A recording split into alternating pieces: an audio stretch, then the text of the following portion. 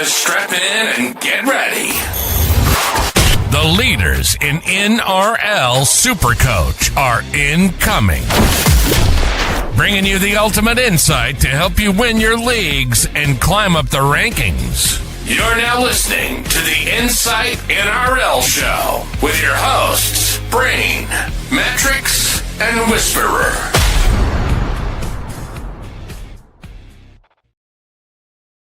G'day guys, welcome back to the Insight NRL Show. Round 6 is done and dusted. Thank God for most of us.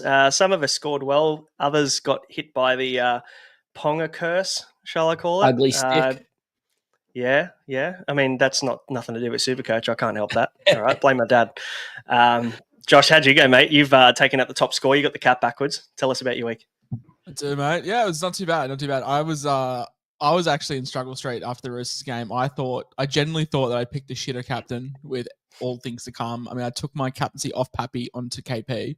Look, it's not like I lost, but it's not the end of the world. But yeah, I was struggling after the Roosters game. I was like, well, I'm done.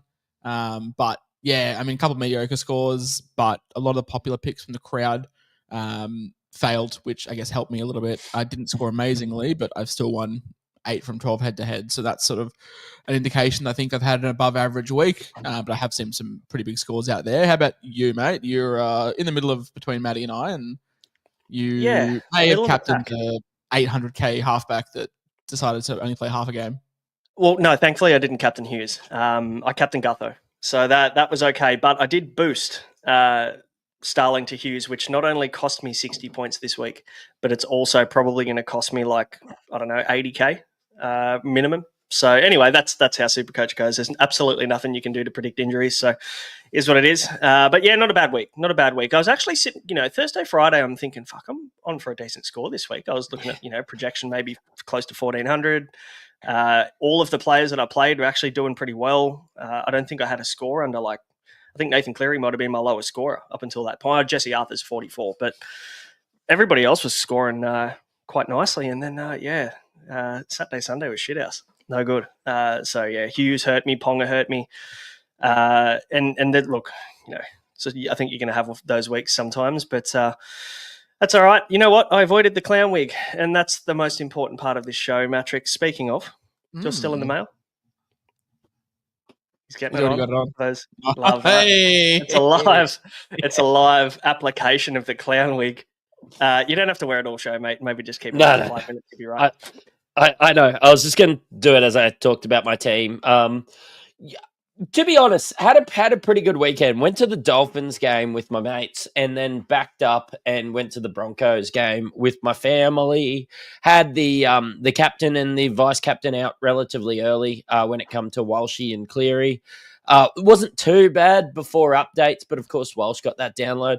And I actually was cruising along thinking quite nicely. Sorry, I had a lot of... Just need to update my score. Updates are in. So I'm going from 1186 to a whopping 1189. So I just want to let you all know that I'm ahead by 3 more points. Yeah, cool. Thanks, man. It means a lot.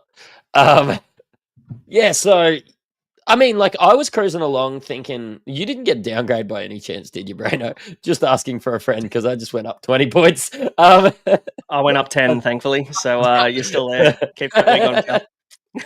Yeah, I'm just double checking. No. So had a good week, come in really well. And you know what? If you told me that the Storm were going to perform how they did with how many assets I had from the Storm, I would have been absolutely cheering.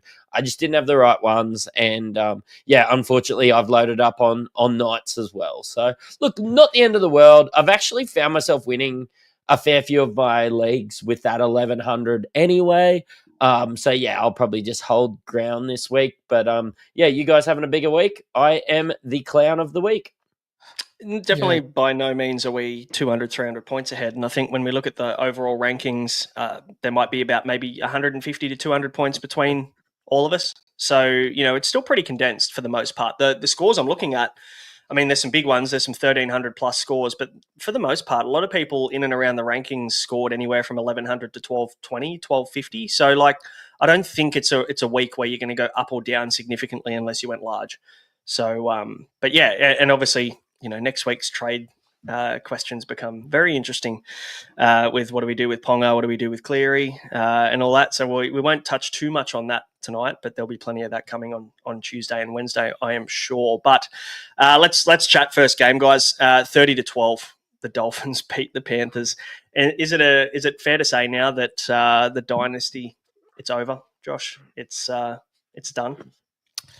Yeah, it's done. I mean, it was done 3 weeks ago, but I think it's like finally official now. But it's just. I mean, no, it's not sad at all. Fuck, it's hilarious. It's funny to watch, and we might lose some subscribers, but it's very funny that the Bulldogs support has risen whilst Penrith has fallen, and some may lead me to believe that certain Bulldogs fans may have jumped off the ship for 4 years now, back on. So, yeah, I mean, social media can be a fun place, but. The Panthers, they suck. They stink. I put up a tweet. If you put $100 on the Roosters in round 2 and then like roll the balance over every week, you'd be at 45K. It's fucking insane. The bookies just are still not taking a stand against Penrith.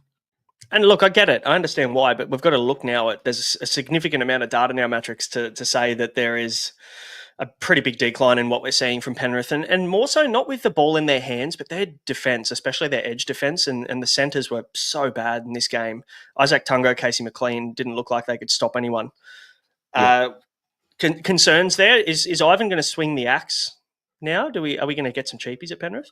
Who have you got? And like, I don't want to sound like a Harry Hindsight or anything, and yeah, hashtag roast me if you need, but this is kind of what the salary cap is designed for.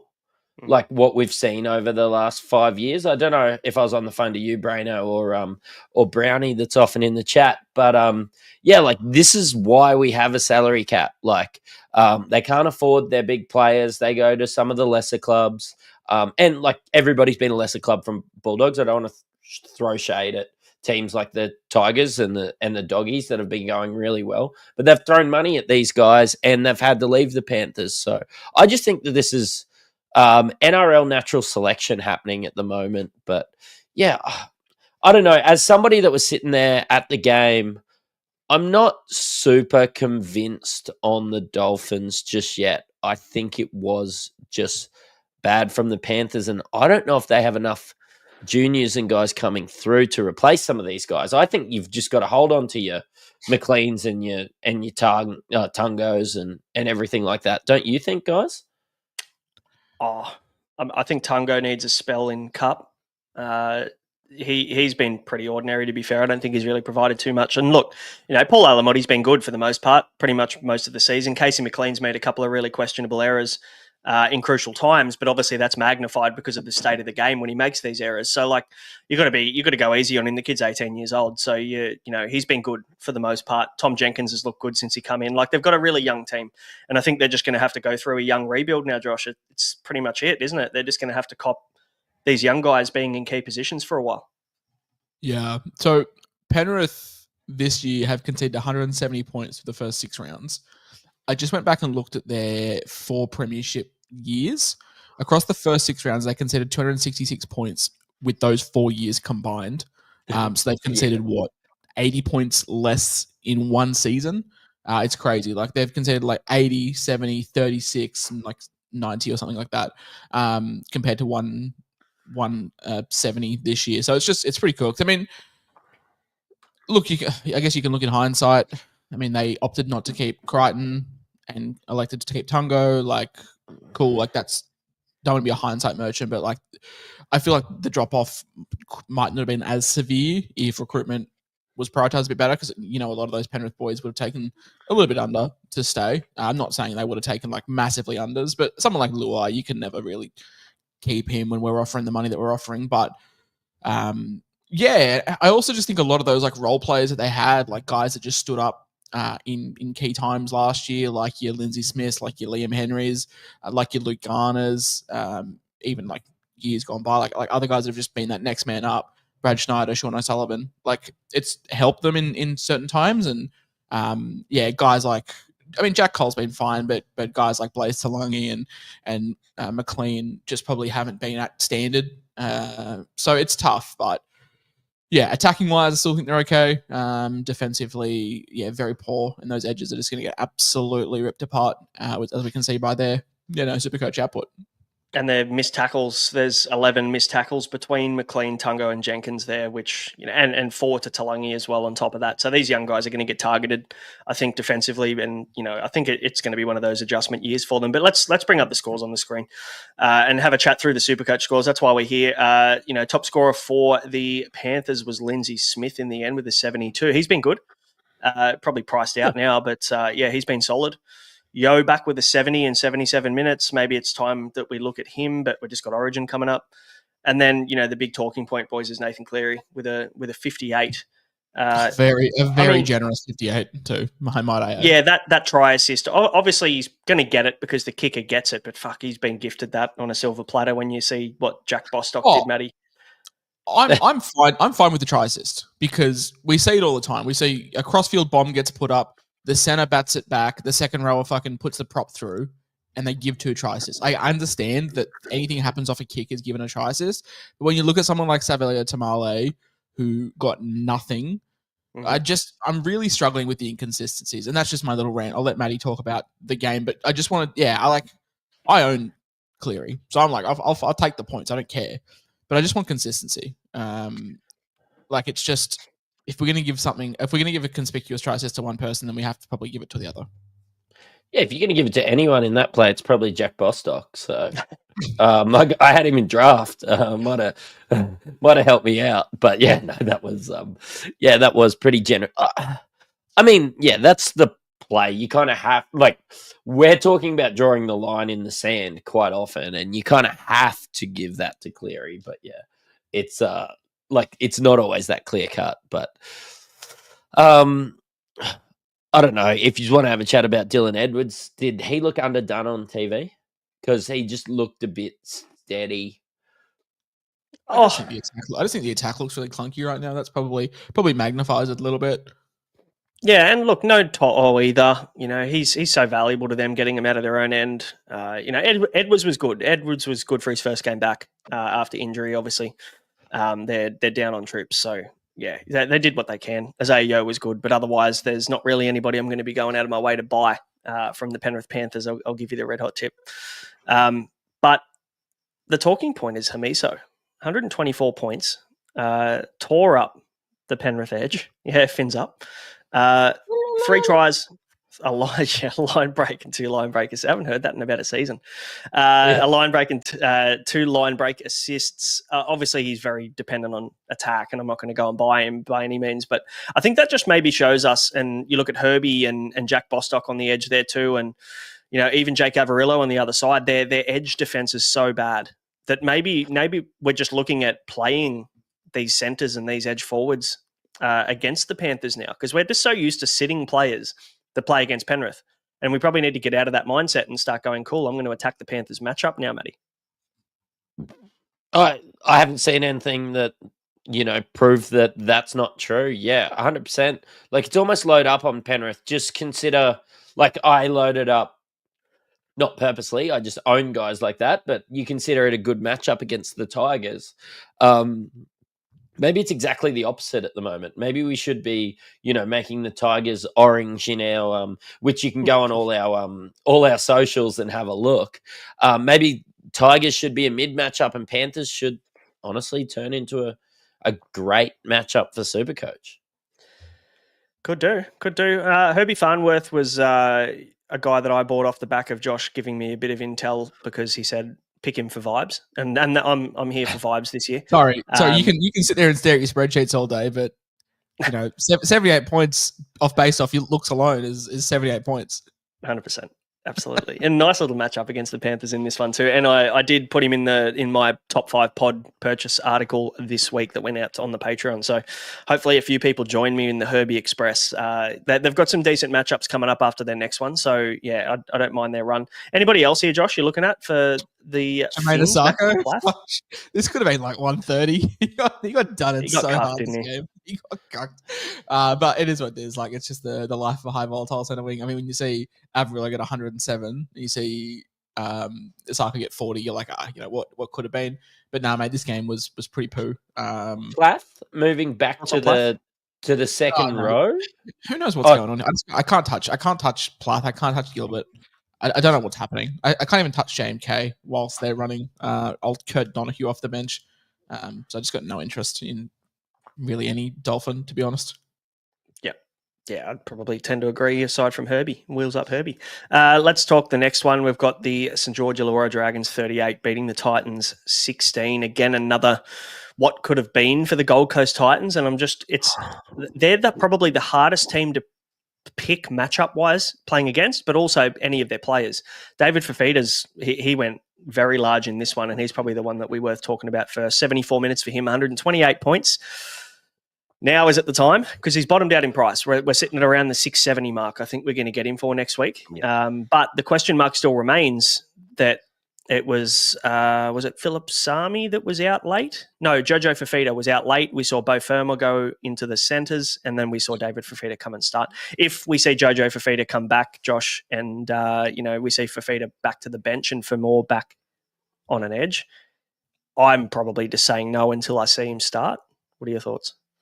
Yeah, like we're buying him like off the bench. He'll probably cover price. I mean, he's gone 56, 65 off like good minutes off the bench. I mean, last week got a 46 against the Finns, but like has performed okay to price off the bench. But no, we want him starting. I thought he did really good. Like I thought he was heavily involved. Worth noting, no Tino as well. So maybe he took that bit of extra sort of leadership.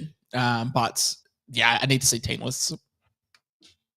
Yeah, agreed. Otherwise, from the Titans, Jaden Campbell was good. Mattrix, we both, I think, bought him at the same time in the same week, maybe a fortnight ago. Last week. We both captained him on that week as well, so that didn't work out well, but it was a little bounce back for him in this one. Yeah, I mean, super happy with an 83. I mean, should be noted that, like, will Des make too many big changes around David Fafita's minutes when, he scored well for Supercoach. I'm presuming Des doesn't play Supercoach, so they also still got pumped. But yeah, no, happy with an 83 from Jaden Campbell. If Titans can find some form, I think that he could probably be one of the best 5'8" in the comp at the moment. So. Yeah, I think I said he was going to be the 5'8" Josh. I mean, you're not as big on JC this year as we are. Funny the tides have turned. You were huge on JC last year, and he popped off. I'm keen on JC. I wasn't keen when you boys bought him for like 700 because we saw I guess the floor is actually a little bit more raised this year. We saw him do fuck all and get 50 last week, and he did fuck all again this week and got 85. So it's like I think the floor is there. I'd love to pay like 620 for him rather than like 730, but I don't know if that 620 will ever come. He's the 5'8" for me. Just a case of getting him at the right price point. AJ Brimson with some junk at the end, man. So on the Matty John show today, Foz said that he's back about round 9. I don't know what to do with 5'8" because like I want Brimson if he's going back to fullback, but I don't know if I can persist with Metcalf / Dewey for another 2 weeks. But I don't know. That's worth talking about. Apart from that, not much else. Shout out to preseason Colt hero Alan Fitzgibbon for being named as utility, who was a special swinger. So how bizarre is it? Like, wouldn't it just make sense that Philip Sami moves to centre and then you bring Fitzgibbon in on the wing if Jojo Fafita? That makes sense. No. But like, have you ever tried to have common sense with Des Hasler or? It's fucking bizarre. Let's put probably our best edge forward this year. Let's put him in the centres. And it was not an easy matchup for him by any means either. Matched up against Valentine Holmes. Yeah, I don't know whether that was the game to do it. Absolutely bathed him, unfortunately. Yeah, tore him to shreds. Speaking of the money man, Christian Tuipulotu got to do his celebration again, but now he's injured. So I said this to you like 2 weeks ago on the podcast. Flano bans the trial celebrations. He doesn't score. There's no incentive for him to score. Mm-hmm. And then Flano's like, all right, use hunt extension, do what you want. And then he just scores 95. But yeah, it looks like he's out for quite a while, unfortunately. But I think we need to dedicate the next hour and a half. We can just break down every single play from Dylan Egan. How did we get this far into this game? Like, Braino started talking and he started talking about David Fafita. And like, even just before, you guys said the money man. I didn't even think of Tuipulotu. I don't even care about Tuipulotu. Dylan Egan, 198K, 99, even after updates. Like, I tell you what, talk about money man. Like, that guy's going to be paying off my mortgage. Mm-hmm. I wanted to leave it to last because I knew we'd spend half an hour on him, and I wanted to make sure everybody else got a mention first. So But yeah, he was amazing. 80 minutes, a little bit of a concern of an elbow extension. We need to go back to the 60 minutes before Teamless Tuesday, before the cutoff. Yeah. The WhatsApp chat was hot. Like my phone was warm because the amount of action. It was mental, and there was a lot of changes made at the Ruck Whisperers. I think there was some executive changes made at Braino with the news that Dylan Egan was getting the start. I mean, I know that my executives had to make some tough decisions and bench some players to bring in Dylan Egan, but now he even without the try, like he's a goer. Like he got 70 points, played 79 minutes, had that hyperextension in the elbow, but they're up by 1 million, so the Dragons were more precautious. Physio reckons he's fine. Got through a mountain of work, played 25 minutes on the edge, and then went straight to the middle. And that we just love that, don't we? And then he played the whole game out. Oh, when you see an edge forward, they get their minutes at the start, and you think, fuck, when's he going to get subbed off? And I was just waiting for Leilua to come on and spell Egan, but then we saw Leilua come on in the middle for a little bit, and then obviously he moved to an edge. Egan swapped and moved to the middle, and I thought, fuck, we're on here. This guy honestly could, if he continues to keep this roll up where he does shift into the middle and play on an edge to start the game, and they use Leilua as more of an impact forward, I'll tell you what, like Dylan Egan could be a play every single week and even a borderline keeper at this rate. But the thing was, Matty, like normally we see these edges have like a lower PPM, higher attack upside, but Egan was on 28 after 25 minutes. Like he was churning through work on the edge, and then he went to the middle, and his PPM just did not change it one bit. Yeah, 100%. And like, I don't know. I got rinsed on Twitter for saying just reverse your can't trades and add Egan. Absolutely rinsed. But no, I'm glad it got over. And I know the Dragons aren't going to score this many points every week. But yeah, you're right. If he has this role, it's not out of the realms for him to average, 55, 60?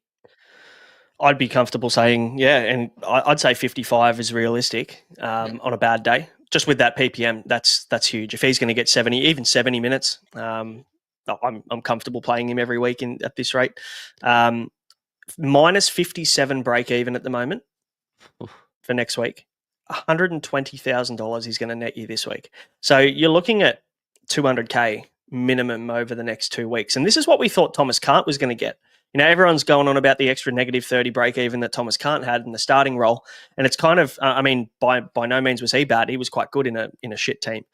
But I'll tell you what, both of these guys, you can't go wrong. If you got one of them, you're cheering. If you got both, you're running to the bank. If you missed them, the question becomes, is it too late?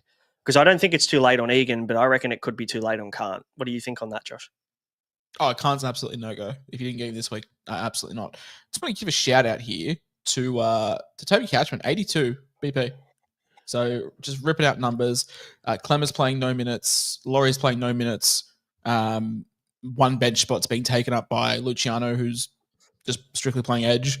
Shout out to Toby Catchman. But Gutho, boys, like obviously disappointing. A poor score from him. Just a game plan shift. Like if I own Gutho, I'm not concerned at all. It was more just Titans have done a lot of video and being like, well, the only person that's going to beat us is Gutho, so let's just shut him down. And then there was a lot of face balls and a lot of like decoy running, and it's just one of those games for Gutho. I mean, it's still a very tough watch if you don't own him. I'm death riding him every week, and I don't know how long I can keep doing it for, but I've got no concerns over him if I owned. Not at all. But I'll tell you what, you've got to be a little bit lucky as a Gutherson owner this week, because that try assist was a very questionable one that they gave him there. On the support play on the middle to pass the ball on. So yeah, you can count your lucky stars that you got that extra 12 points with that try assist. But otherwise, yeah, he's fine. And their draw's okay. Probably, like we said on the show last week, he's a borderline keeper, probably a hold now, top 5 fullback. So nothing's changed in that respect, I don't think. But let's move on to your Broncos, Matty, because you went to the game, mate. Yep. Unfortunate loss for you against the Roosters here. But what did you see from the ground? I know it's kind of hard to pick up sometimes when you're at the ground versus when you're watching it on TV. What did you take from it? So we, I've been in the same seats for like 15, 17 years or whatever. And it's behind the goalposts at the Milton Street end.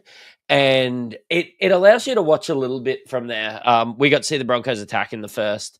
But in the second half, and I know that everyone knows I'm a Jesse Arthur's truther, but if he doesn't get a HIA, Broncos win this game. Just a couple crucial, I wouldn't even say errors because they made it happen, but just having, I think it was Goss and Hunt switching a little bit in there at center and Shibasaki on the wing. And they'd made breaks and they just sort of come in and got jammed by Dom Young or whatever. I just know that if Sheba had the ball there, he would have got the ball out to Jesse Arthurs and we would have scored. Maybe it was once or twice in about 8 minutes there. And that last try by, who was that? Nat Butcher. Yeah, maybe it could have happened, but I just don't think that the Broncos would have been under that defensive pressure had it gone that far. But yeah, look, take what it can. It was actually a much better game of football to watch than the Dolphins game before. So I went home just stoked that I watched good footy in a stadium full of people instead of an empty one like at a Dolphins home game. So. Oh, the hate runs pure. I mean, mate, Reece Walsh, disappointing. Finished on about 90, got heavily downgraded. And the only reason you know that is because you captained him this week. You'd feel a bit cheated, surely. Yeah, I do. He seemed pretty involved. Look, I thought it kind of looked like an 80 to the eye test, but I mean, you're not sitting there counting stats as you're at the game, especially if you've got a couple kids that you're trying to keep tamed. But yeah, look, a little bit disappointed, but I'm not disappointed as a Welsh owner. I'm probably just a bit disappointed as a Welsh captainer, to be honest. Yeah. We said to hold, and look, you get the 70 points this week, which is great, and I think he's only going to get better, and it just comes down to whether he's going to play Origin or not, which I think he does. I can't see Billy not picking him this year. I don't know. What do you think?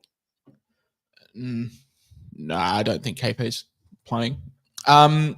Jesse Arthurs was probably a sell this week, but he might have bought himself one more week in people's teams, purely down to the fact that his most likely replacement in Billy Smith is being suspended for 1 week, and we'll chat on him. But Jesse Arthurs picked up a Cat 1 HIA, so will be stood down for 11 days.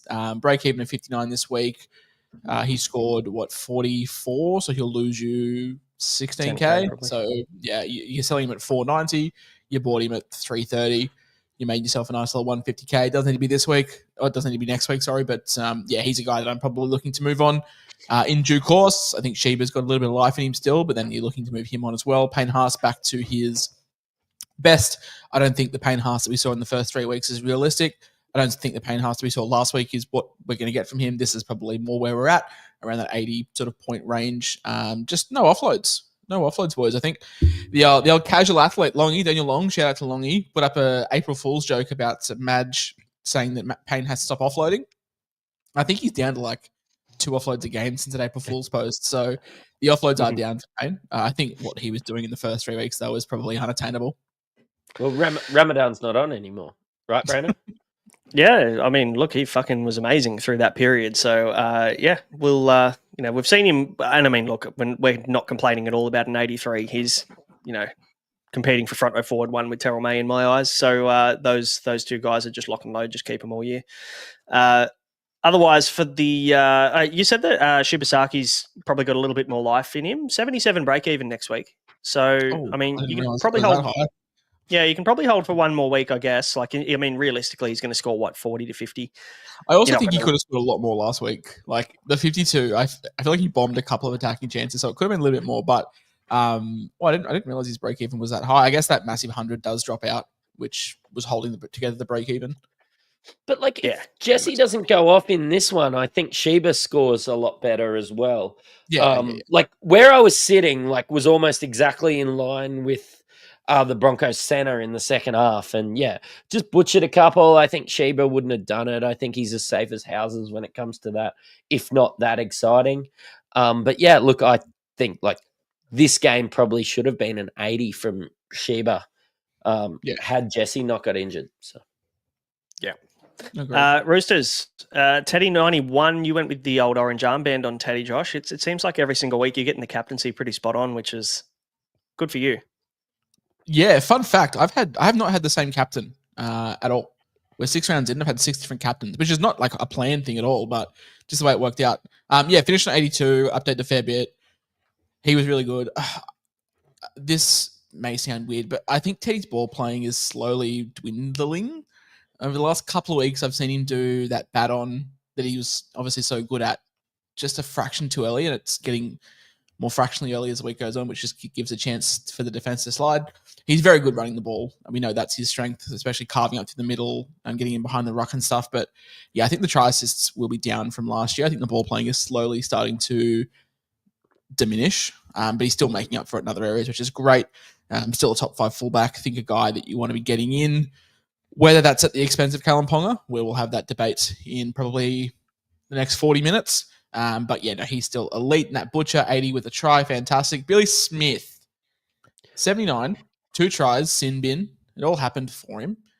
He is that guy. We know how talented he is when he's playing. Problem for him is he's never playing because he's never fit. Now, me and Mattrix are in the same camp here. He's suspended for a week with a match charge. I'm still fine to go early on him. I know that you're not Braino, but I just think he's that good. He's not getting dropped.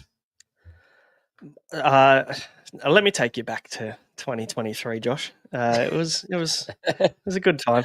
Oh, he gets in straight. Well, he pulls apart. I know it's coming. No. Not even about Billy Smith. This is a personal thing for me, and this is probably why I'm not keen to go early. But the Bulldogs were on the bye. The Bulldogs were on the bye 1 week, and a young fella by the name of Jacob Carraz was very, very cheap that year. He was not on the bubble. Bulldogs are on the bye, and I thought, you know what? I'm just going to go early on Jacob Carraz. I'm going to go early. I'm going to bank him. It freed up money to facilitate the other trade I wanted to make. And then during the week, Jacob Carraz injured his elbow at training and was out for a month. And so he did the old Abe Simpson, and he came straight in and straight back out of brain ball that week. And ever since then, I never go early on guys that aren't playing. And thanks for coming to my TED Talk. I'm scarred from that, just as much as I'm scarred from Kalen Ponga last year after I traded him out after round 2. I reckon it's on par. I can understand it, but Matty, talk to me on why you're pretty keen. Is it just purely down to the fact that we have no one else to go to? Unless you want to jump on left centre cult hero Maureen Horody? Yeah, I mean, probably. He just looks fantastic. He looks like he's in that role. And like Braino said, you do never know what's going to happen next week.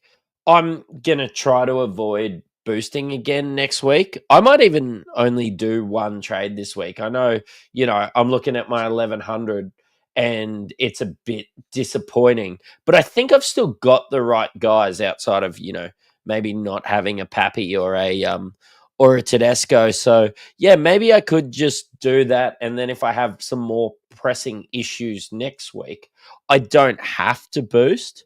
Like, surely Billy Smith just doesn't get injured during the week. I get it.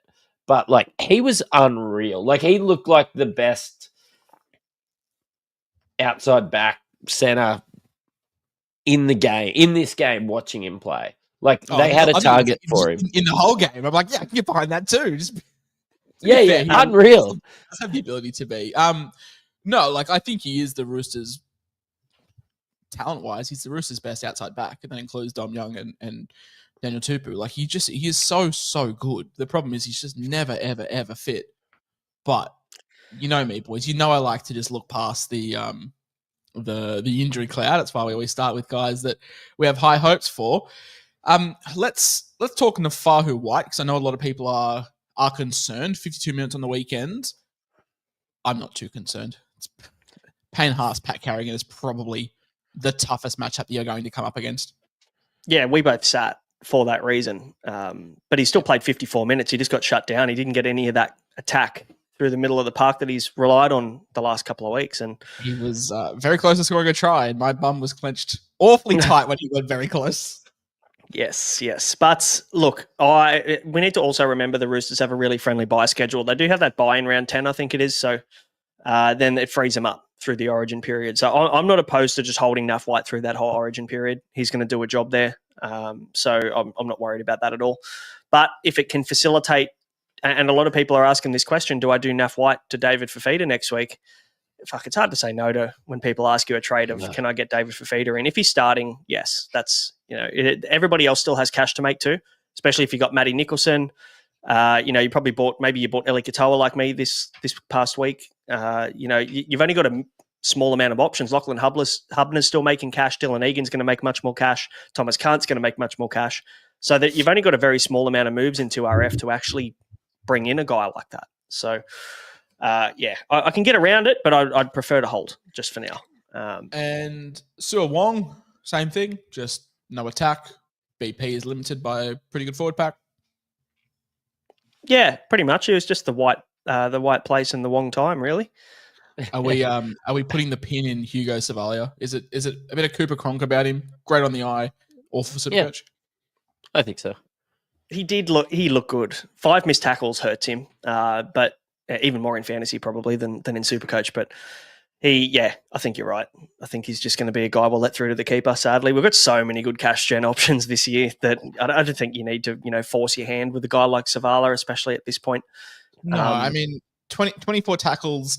1 hit up over 8 meters, multiple missed tackles, as you said, and an error, which definitely hurt. I just think he's he's the third string, and Chad Townsend wasn't really putting up, numbers either. So, I mean, it's bottom dollar.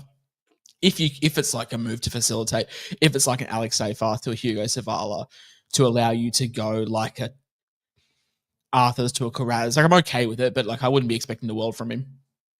Yeah, pretty spot on there. Let's move on to the next one. Hey, we've got the Sharks and the Manly Sea Eagles. 24-18 in this one. I must admit, I missed most of this one. I had family over, but looking at the scores, the one score, as soon as I opened the app as a non-owner, was Nicho Hynes. It's the first thing I do when a Sharks game's on and I'm not watching it. What's going on there? Is it just he's playing obviously a much more passive... I didn't watch the game, so I'm probably relying on you guys a little bit more on this one, but 38, that's got to be basement floor type score for Nicho. It should be 60, and that's not copium. He got fucked on a try assist pretty hard. He created the overlap, and it was just a simple drawn pass from the center. He definitely got cucked pretty hard there. But yeah, this is just what Fitzy was saying 3 weeks ago. 1 week it'll be Nicho, 1 week it'll be Trindle. This week it was Trindle. Trindle was just the main playmaker. He got all the touches, did everything. Nicho just looked dog shit. He just looked genuinely terrible. It just wasn't touching the ball, wasn't doing anything.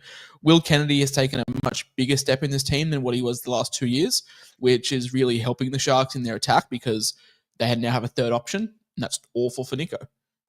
This was my concern when I told everyone not to buy him 2 weeks ago because Nicho's just going to have a very volatile Supercoach game this year. Some weeks will be really great, some weeks will be really poor.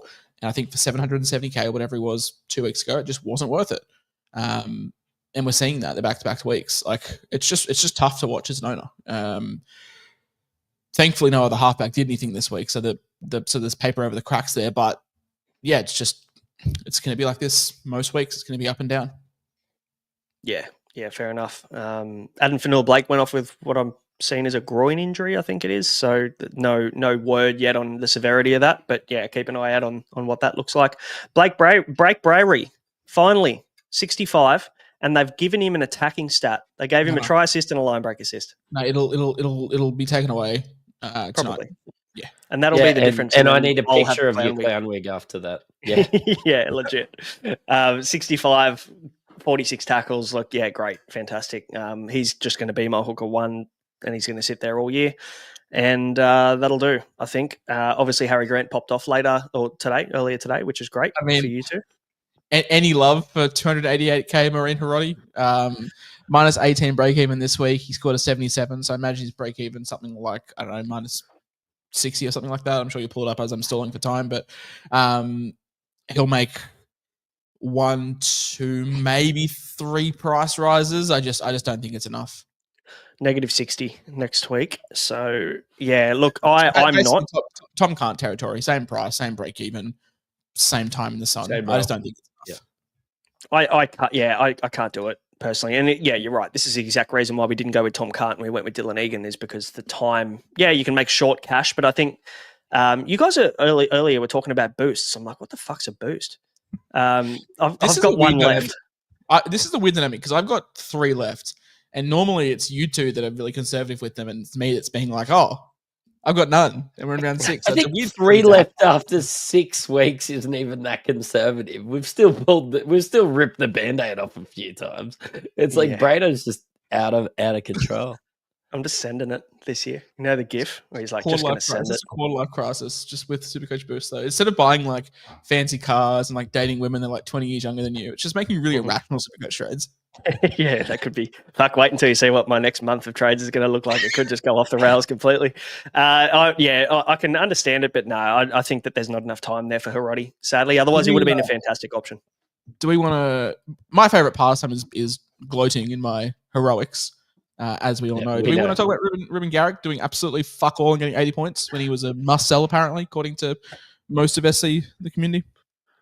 We can talk about it. I think we're all on the hold camp for good reason, because he, again, like the other night, he did fuck all. They scored points, and he did it quite easily in the end, didn't he? 1 try assist and a line break assist, and that was, a jinky little fucking kick down the sideline that was fallen on. Everything went well for him. 79 in the end in 80 minutes, and only 3 goals in that as well. So it's not like he just relied heaps on kicking goals to pop his score up. So yeah, positive. He loses 50k this week, but he comes into next week with 104 break even. And that is very achievable for a guy like Garrick. So, like, you might see one little drop and then he just fucking level out the price. I'm like looking at buying him. Like, I'm not looking at like selling him. I'm generally looking at buying him. We will touch on Haumalo Olakau'atu, 46. Did look like he cooked his shoulder. So, I mean, Anthony Seibold came out and said it was a cork, but I'm sorry.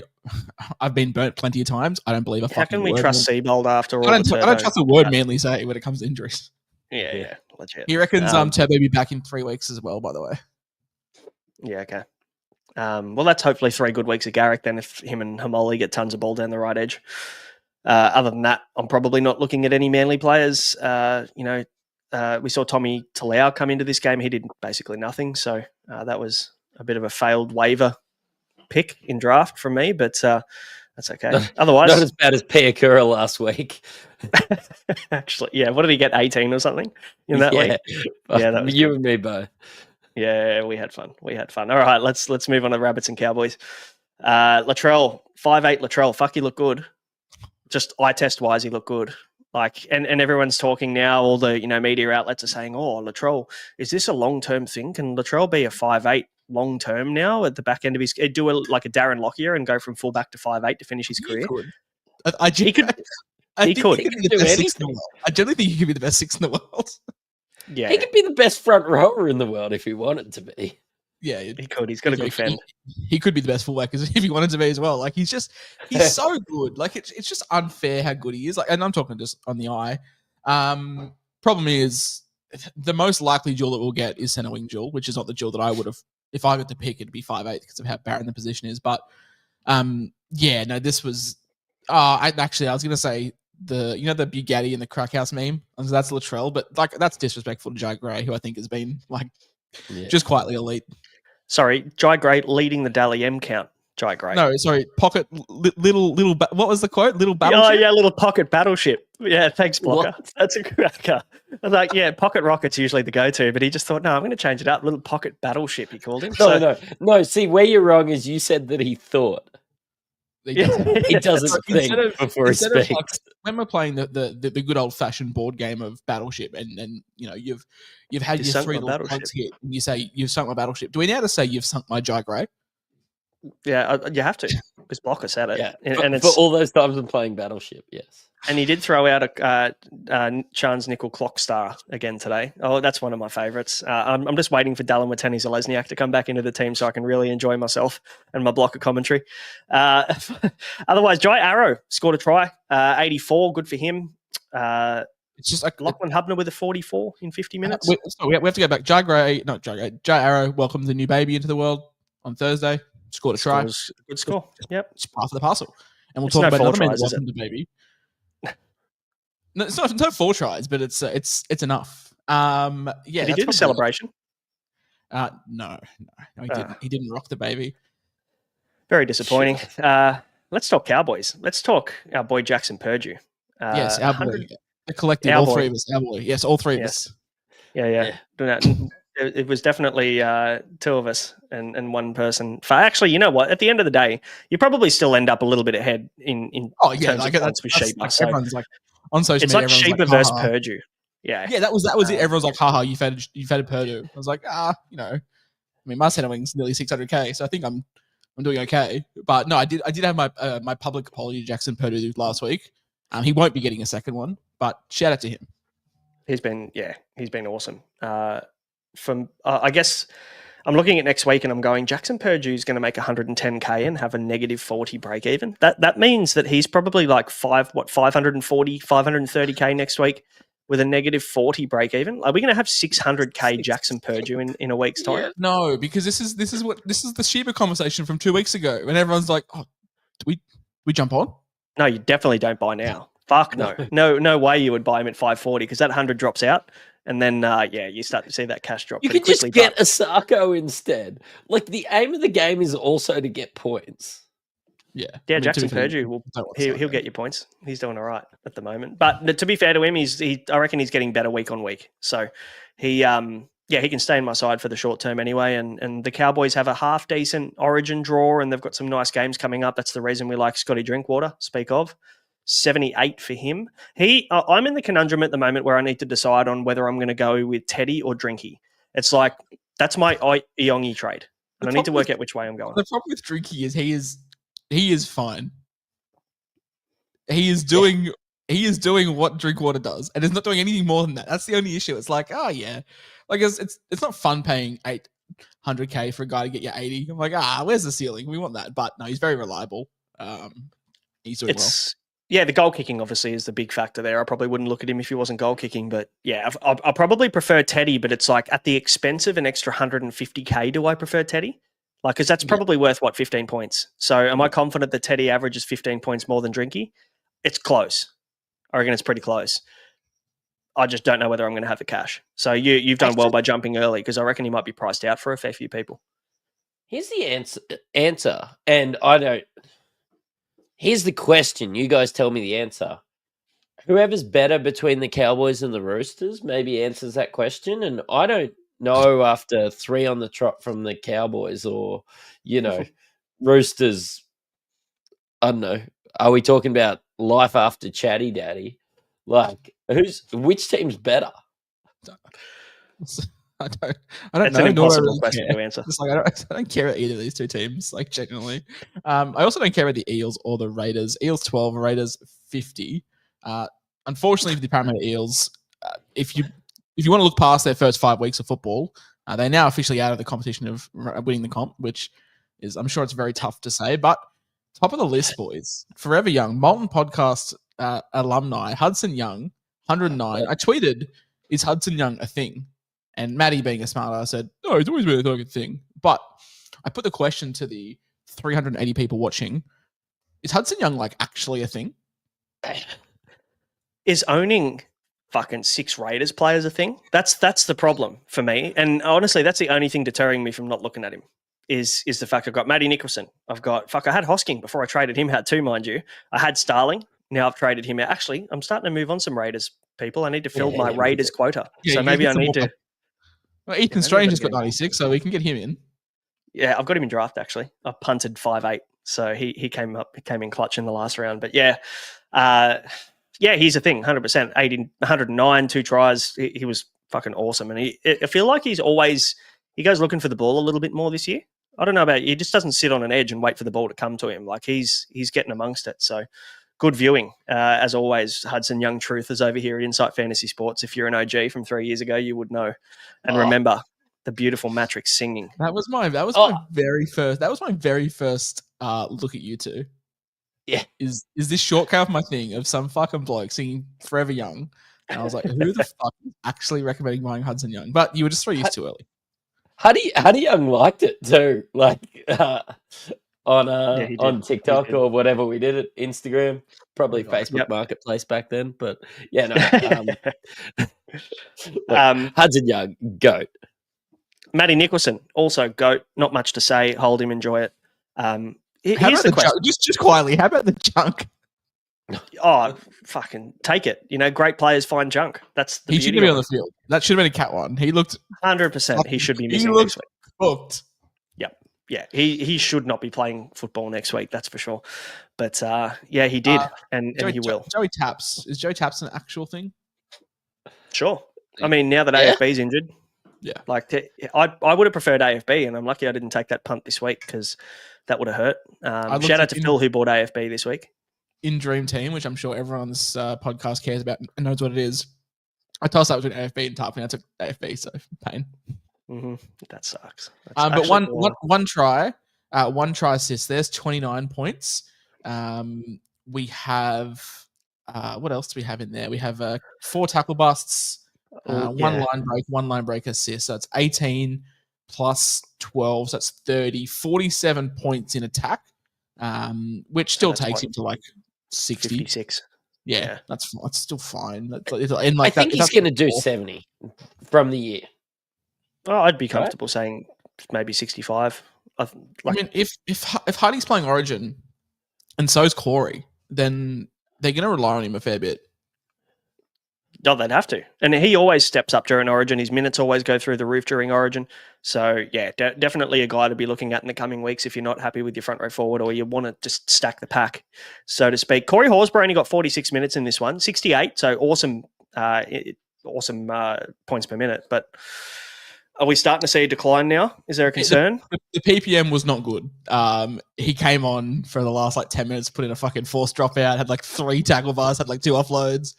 He was just doing Corey Horsburgh up by 40 football of I don't give a fuck anymore. Good on him. I just need to see a chip and chase try, and then we're on. But yeah, look, 68. You take the points, but yeah, I'm on minutes watch for him over the next maybe couple of weeks. I'm not urgent to move him on, but I think there will be a conversation. You said it a couple of weeks ago, got shit on a little bit, but I think that was the thing. It was let's have the conversation. I'm not saying he's a sell, but let's not be surprised if this role does dry up. That was all it was. It's not he's a panic sell, but it's a conversation people don't want to have, isn't it?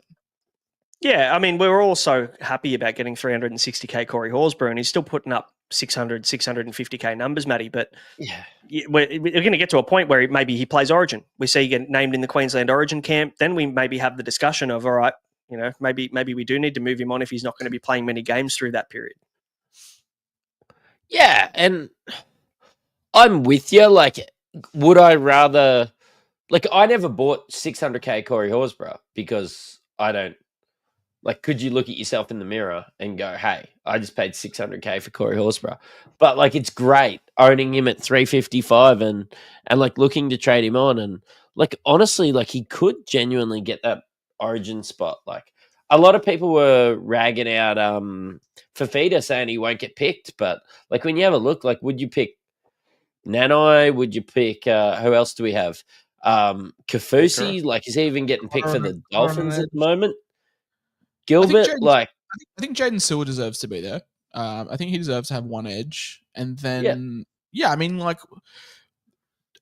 Jermaine Hopgood has not done himself favours to play Origin. You've got Carrigan and probably Cotter, I guess. Lindsay Collins will be there. But then I definitely think Corey Horsburgh is in with him. A massive, massive shout to play Origin. Yeah, I think so as well. I think so for sure. But anyway, we'll cover that in a couple of weeks. For the Eels, Kitiana Katoga got a 56. He is improving every week, boys. His BP is going up, which is quite nice. If you jumped on him, fair play. Dill Brown, 49. He'll be a nice little pickup when Moses returns. But I have to scroll a fair way down to find one Iongi after 1,337 people traded him in off the back of his fantastic score with a minus 19 break even. He looks like he's going to go up about 25, 30K. So you will be 420, but 43K with a -3 break even next week. Oh, that'll be a little bit less now because of the score coming back. So what are we doing? Holding him for one more week? So the thing I was talking about before and trying to work out who my third gun fullback is going to be is if I wanted to go on Teddy, I could probably go next week if I had the money. I'd just pull the trigger and just go now because I think we've got Teddy as cheap as we're going to get him. But in saying that, if I wanted Drinky, he's got a 0 break even, Iongi. So he's not going to lose money. He'll make you a little bit more next week. You probably just don't play him. And then you move him to Drinky after the Cowboys bye because the Cowboys are on the bye next week. So that kind of lines up nicely with Iongi probably topping out in cash. Drinky at a pretty nice 700K, I think he is at the moment. So that probably lines up a little bit better. But I can't argue against moving him on at this point because I think we've got so many of these fullbacks now ripe for the picking and starting to fire with points, Mattrix, that you've got to make the move sooner rather than later now, don't you? Yeah, I'm looking at this week or next week for Iongi. I brought him in for his cash rises. Stoked that he got that 100 in there, but it's not even Iongi. I just can't trust the Eels. I actually thought that the Eels might have been able to show a bit of fight against the Raiders after what I saw with them last week, but against the Dragons. But man, I don't even think the Raiders are fantastic. I just think the Eels were awful in this one. Like, I can't find a positive thing to say about them. No, I think Kitio and Katoga, and from an NRL standpoint, I think Iongi has tried his hardest and probably been their best player. But yeah, no, this Eels side is fucking arse. I'm glad that my club's not being bashed in the media every week. It's a nice feeling, but yeah, it does suck for Parramatta, and sucks when their best half available is not supported. And it sucks that their best player is unavailable, and it sucks that their coach is playing their best forward for 47 minutes a fucking game, which is just a joke. I was petrified that I sold Hopgood this week and he would just go off. But no, Jason Rolls just continues to not play his best forward. So I've got sympathy for Parramatta fans. I have no sympathy for the club with their dog shit rotations. Yep. Absolutely ridiculous playing your origin lock at hooker 47 minutes a game. Like, I just don't understand what he's trying to achieve with this rotation at all. Like, Charlie Geimer played 38 minutes, and then they've got Dylan Walker there now to rotate through the middle. I'm assuming that he's doing a lot of that ball playing now through the middle, but you're sharing a role across three blokes when Hopgood's a 65 to 70 minute guy. So it just makes no sense to me. Yeah, anyway. and it's not like I understand with guys like Geimer and Riley Smith, you don't want to just absolutely kill them. I get that. But this isn't Hopgood's first rodeo. He was playing 75, 80 minutes every week. He's got the motor for it. I don't know. Like I said, he's only 25 too. Like, you could actually kill Hopgood this year. Like, you could ruin him. I mean, he did have that back injury. He's been nursing that back injury over the last probably 9 to 12 months. So maybe that's got something to do with it. It's injury management, load management. Who knows? But fuck, whatever it is, it sucks for fantasy. It sucks for Supercoach. It sucks for Dream Team. Just fucking sell him everywhere, wherever you play fantasy, I think, sadly. Let's move on. Let's move on to the Storm's absolute drubbing of the Warriors this afternoon, 42-14 in this one. Ryan Captainhuyzen went very large with 136. 3 try assists, not 1 try in this 136. So very positive. First game all season, he hasn't scored a try. And isn't it funny? Monstrous. It's Britton Nickera's first game without a try this year as well, and he got 47. I'll tell you who didn't score. I'll tell you who scored more than 1 try. Xavier Coates. Fucking 4 line breaks, 2 try assists, 2 tries, 148 in 68 minutes. He got an early shower as well for all that work. So, huge. I'm not sure how you feel about real left field pod plays, but what's he cost? A lot. Like Alex Johnston style. No, he's like 500K. He's 450K. That's a lot for a guy that's going to score me 12 points without a try. Yeah, fucking nice. Well, I just bought an 800K halfback that scored me 16. So you know what? Maybe he could go okay. Xavier Coates is just Jesse Arthur's in a better team. No. I tweeted this. He's Melbourne Storm are suffering from the Mulatalo-Katoa syndrome. I mean, Anderson, to his credit, scored 74. If this was Ronaldo Mulatalo, he scores 14. And Tioni Katoa gets 140. But everyone jumped on Grant Fanderson last week. Over 4,000 trade-ins. And he scored respectively, but it just went all the other side, didn't it? Like, it was just Xavier Coates. And he's very good at football. He's a very good winger. So, speaking of someone who bought 2 players on the right side of the field, let me tell you, I noticed the ball going left a lot.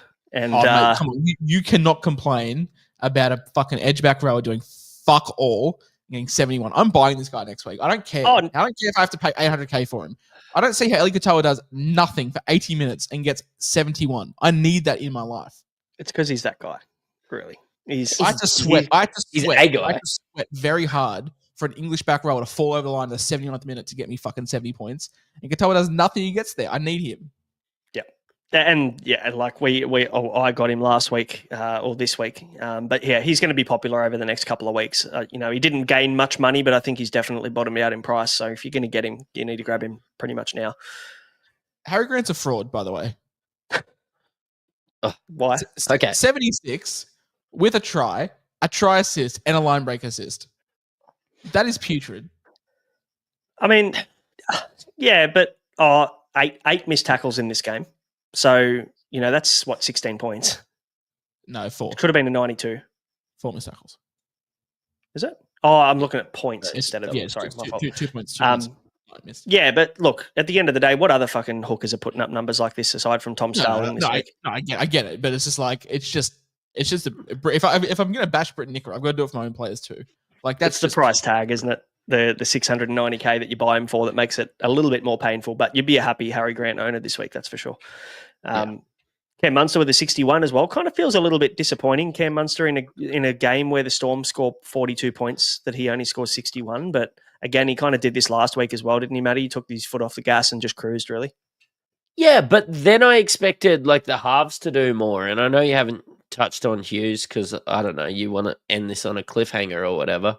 But Tyron Wishart, like we're looking at 40 points from your halfbacks and 60 points from your 5'8" in a 42-point drubbing. Like, I don't know. Like, can we trust these guys? Of course we can. Like, it's Jerome Hughes obviously played half a game as well with that shoulder injury. There's no word as to what it is yet, but I think physio said that he's hopeful based on the mechanism that it'll only maximum be a week out. But every chance he probably should play next week, depending on what comes back with the scans. But yeah, 16 points. He played obviously a lot of first receiver because he's the halfback. But because they went left so often, he was just the guy getting it to Munster in space. And then the backline shift, it got to Pappy, and then they just did their thing. He's like 2 passes off where the play is actually happening on that far left edge. So unfortunately, whenever the ball does go left, he's not going to be in it as much. But he kicked a nice 40-20. He looked fine. No concerns for me as a purchaser, but congratulations for everybody who faded, because you can now get him probably 80k cheaper. And if he misses a week, that'll hurt. I also just want to caveat before I get 4,000 comments calling me an idiot. Obviously, Eli Katoa did a lot of work to get 71.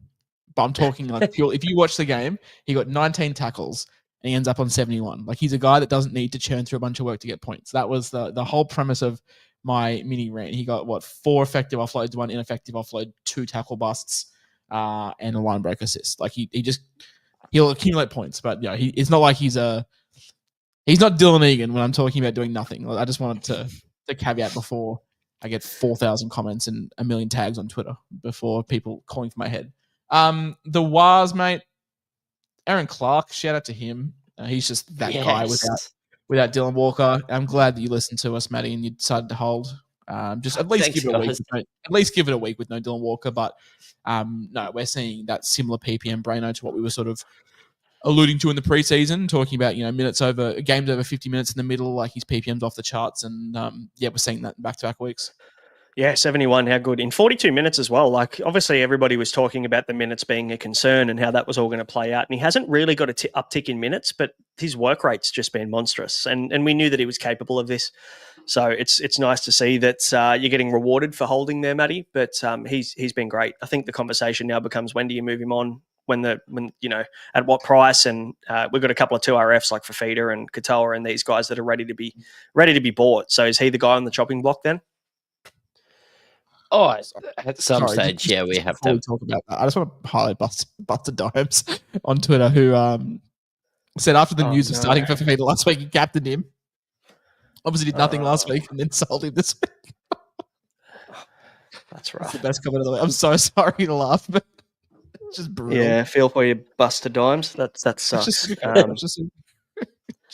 So is Aaron Clark the one to move on, Matty?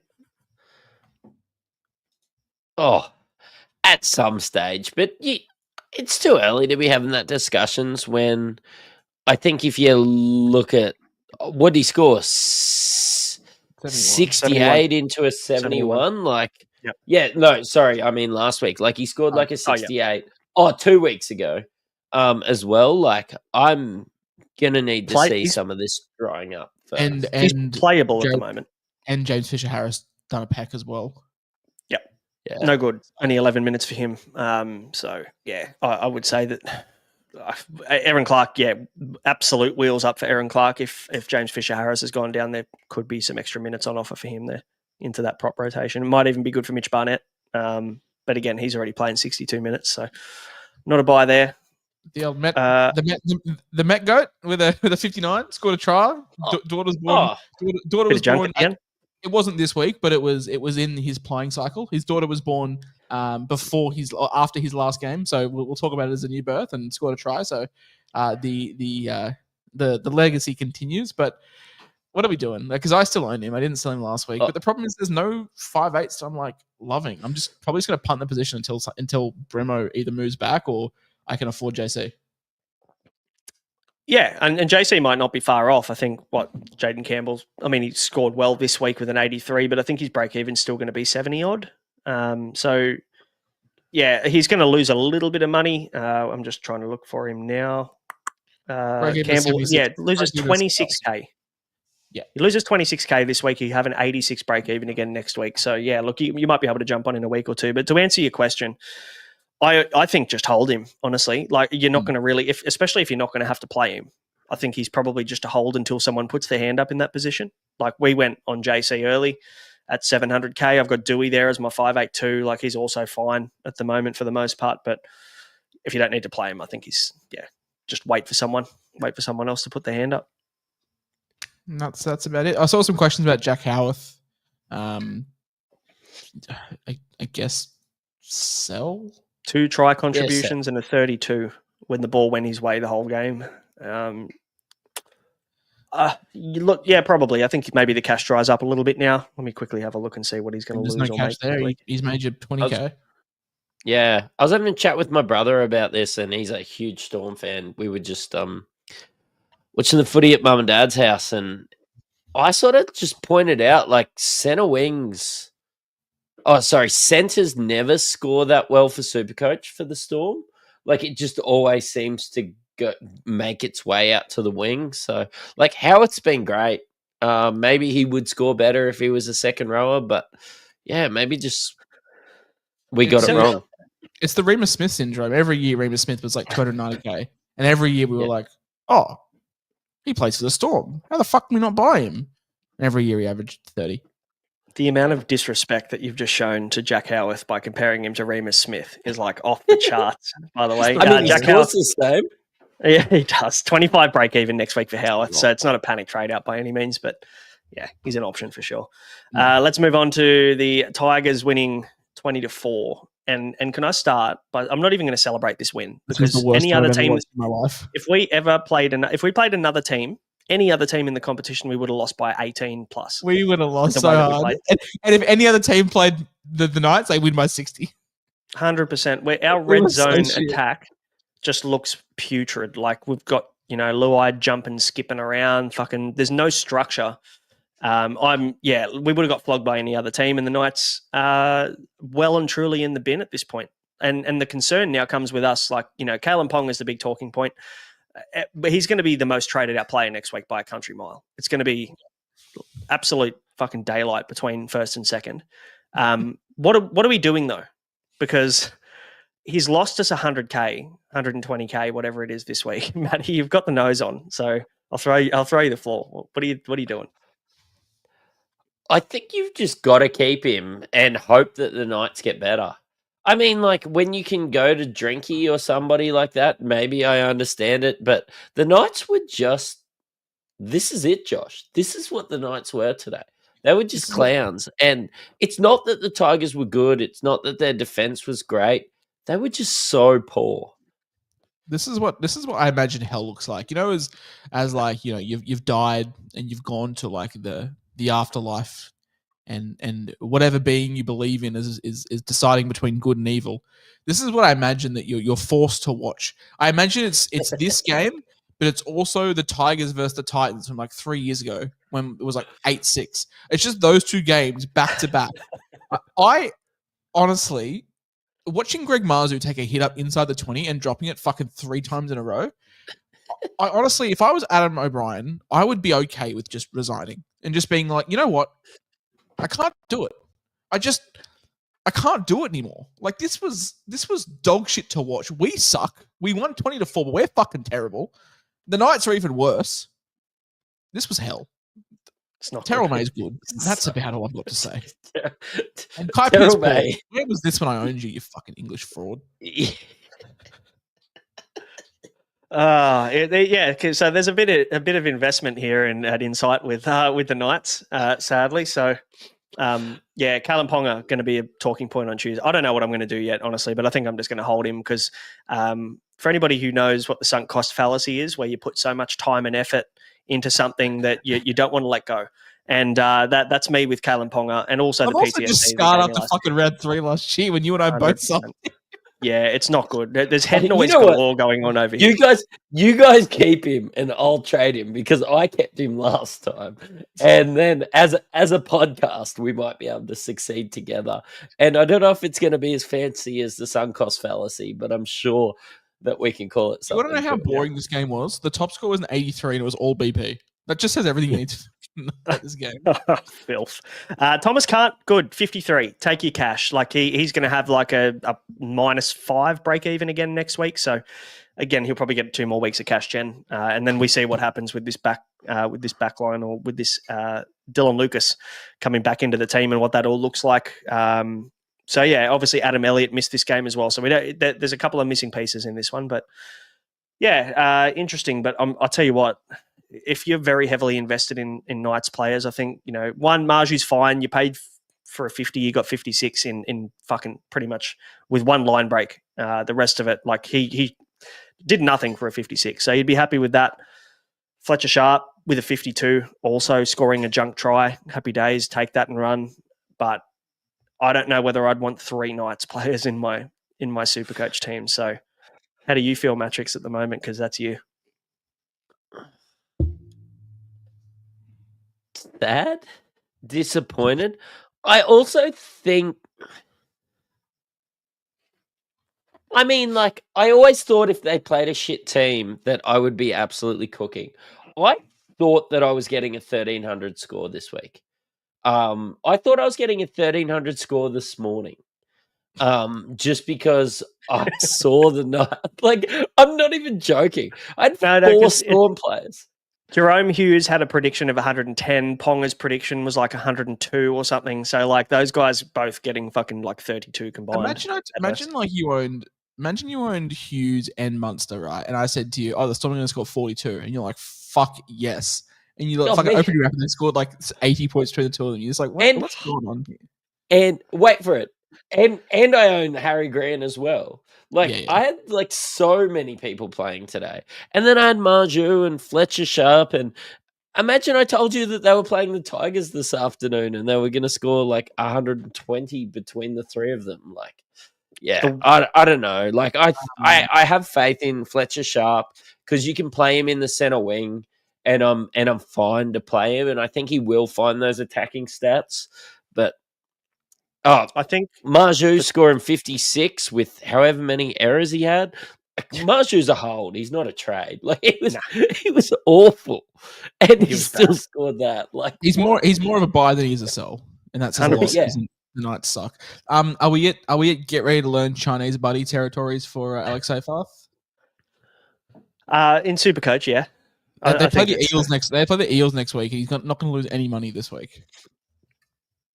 You probably hold against the Eels, don't you? He's running at Sean Lane. Yeah, I might captain him. Look, I can get around it. I just think that the Tigers are also bad. And, we've got Terrell May there. We have to go. You and I are going to this, surely. This is like Easter Monday. Yeah. I think we already organised, didn't we? Where's the game at? Combank?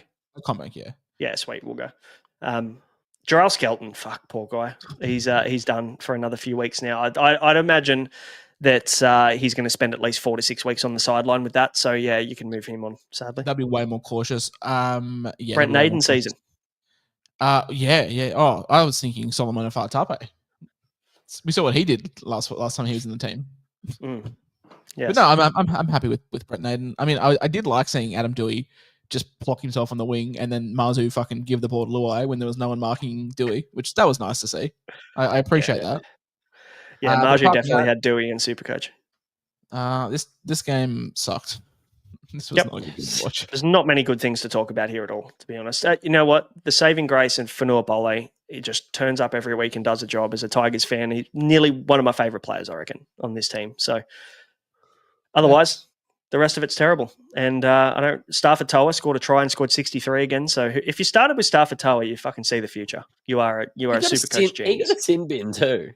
I mean, to be fair, the stats were there for Toa. Like I think he averaged like 45 over like decent sample size. Just the problem, he was priced so low because I think he got like fuck all last year, and he was in an arguably better team. So he was injured out for the season or something last year. I think he had a couple of like sub 80-minute scores. So if you just start with Stafford Toa, shout out because he's been great. Yeah, he has. He's been awesome. But otherwise, yeah, not really much else to talk about. I wouldn't be upset if Terrell May requested a release after this game. It feels a little bit like that at the moment. He's just he's so good. But I'd be getting a little bit annoyed. But he's winning. You know what? That's all that matters. I know that one commenter who hates when I give shouts, but I just want to give a shout out to Phoenix Crosland, who played 80 minutes for a 9-pointer. Yeah, good. But so that's a bit of Reece Walsh from round, 2, 3? Can't remember. Reece Walsh about him. With a forced drop out there as well. Phoenix Crossland started more fights than he got Supercoach points. Hang on, he got 14 tackles and a forced drop out. What did he do wrong? He had 2 missed tackles and then 3 errors and 2 missed tackles. Tough. Did you see how many fights this guy started in this game? No, I love that. Yeah, should be. That's how it should be done, I think. But that's it. That's it. Yep. Josh gets the dub for the week. I'll happily slide in under the radar there, and Mattrix has got his. If you want to see Mattrix in the clown week, you're gonna have to go back to the start of the show. But guys, it's been an interesting round. Hopefully, if there's any other final updates to come through, they're kind to us, and hopefully in the morning you wake up and you see some form of green arrow. I think I'm going to see red again, but hopefully you can see some green. Guys, we'll be obviously back on Tuesday for the subscriber Q&A. If you want to become a subscriber, the link's in the description below. It's always there. So if you want to get in amongst all of the, I'll call it shit chat, because there's a bit of shit chat that flows around in the WhatsApp, but there's also some value in there from articles and a lot of exclusive stuff that you won't see on the podcast every single year, or every single week, I should say. So become a member to the Patreon via the link in the description. Thanks for watching, guys. We will see you Tuesday, or if you don't watch the Q&A, we'll see you Wednesday for the live show. We'll catch you then. Cheerio.